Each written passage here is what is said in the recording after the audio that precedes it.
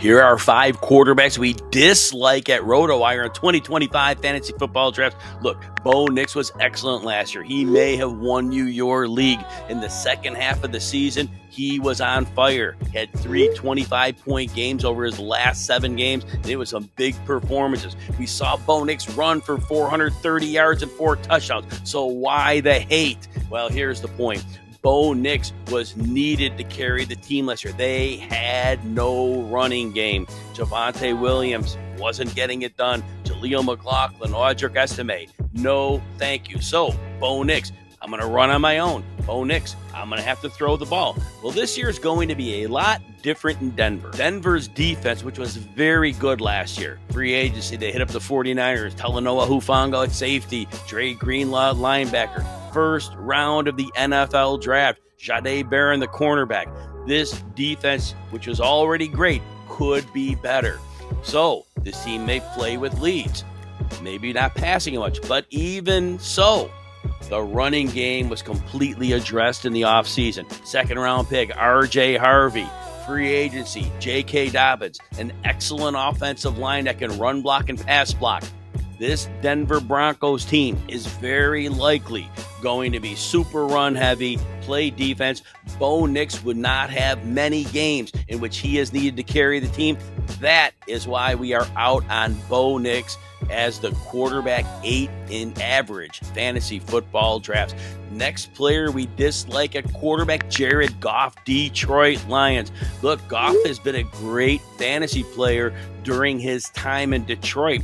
And if you remember the end of last season, you'll think it's crazy to say this because Goff averaged 28.6 fantasy points in his last 7 games. What's not to like? Well, here's why Goff was so hot. Because the whole Detroit defense was blown apart with injuries. Lost 18 players over the course of time defensively. Well, remember earlier in the season, go back to the beginning of the year. Detroit went into the season with the mindset, we are going to be a strong defense. And they had a top 6 defense for a while, and they were going to run the football. Well, in the first 9 weeks, Jared Goff averaged 19.7 fantasy points. In 4 of those 9 games, he was under 17 fantasy points. That is not a quarterback you want in your lineup. So why will we see that version of Goff this year? Well, it's simple. Detroit is not going to have that bad injury luck again. That's huge. So Detroit's defense that was on pace to be a top 6 unit. Those 2 young corners they drafted last year have experience. Safety group is great. Aiden Hutchinson's back. The running game, the offensive line, they lost a lot on the interior. But that running game, Jahmyr Gibbs, Dave Montgomery, it's going to cook. Jared Goff, though, speaking of that offensive line, interior line, all 3 are going to be new players to them. That's going to be a problem for Jared Goff, who's going to miss Ben Johnson, because that interior pressure is going to make Jared Goff a little bit skittish on a lot of those throws. So we're out on Jared Goff. The next one is Jordan Love of the Green Bay Packers. And Jordan Love is going about quarterback 18 in average drafts. And here's the problem with Love. Basically, it appears that his coach, Matt LaFleur, realized during the bye week last year that Jordan Love is probably more of a game manager than the quarterback we saw in the second half of 2023. Now, you can blame that early season knee injury last year. Probably not the factor. But here's what happened to Jordan Love. In the first half of the season before the bye, he averaged 34.3 pass attempts per game. And then after the Week 10 bye, when I said Matt LaFleur said, we got to lean on the rushing attack and Josh Jacobs, Jordan Love's 34 attempts became 24. And that's a problem.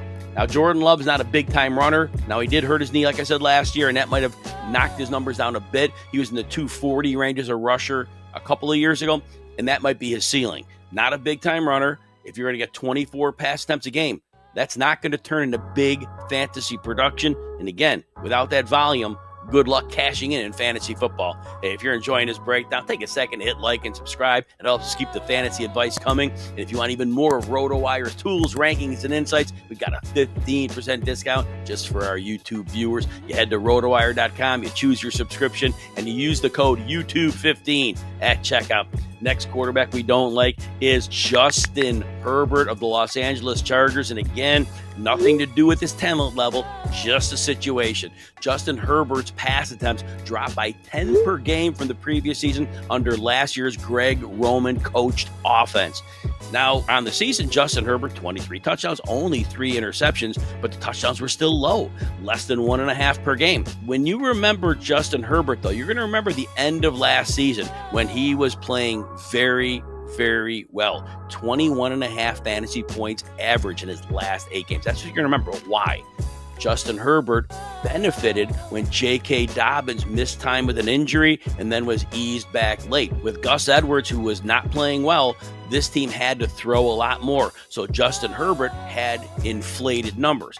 This year, you're going to see this team change. Omarion Hampton, first-round pick. Najee Harris, $9.35 million on a 1-year free agent deal. They have 2 running backs that can help them do what they were unable to do last year, and that is run the ball more than they should. Justin Herbert's pass attempts are going to be down, and that's a problem. Last quarterback we dislike at RotoWire, Tua Tagovailoa. Tua Tagovailoa has largely been exposed. He has a weak downfield arm, so teams can kind of crowd the middle of the field on him in the short area. Also struggles to stick the ball to the perimeter, and so that's a problem. So defenses really know where to kind of handle him. And we saw it last year. Yeah, there were a few big games he had on occasion when the offense really gets the rhythm going, but a limited quarterback with a lot of film on him is a real problem. And the other problem, and it's an unfortunate one, I mean, the young man has had so many head injuries. Now he had a hip injury last year again. Remember, in college, he had a significant hip injury. The injury history is just way too much. The upside is not worth that injury history. Again, I hope he stays healthy for years and years and years, but he's always one hit away from a significant absence, and that's not a risk you want to take in your fantasy football draft.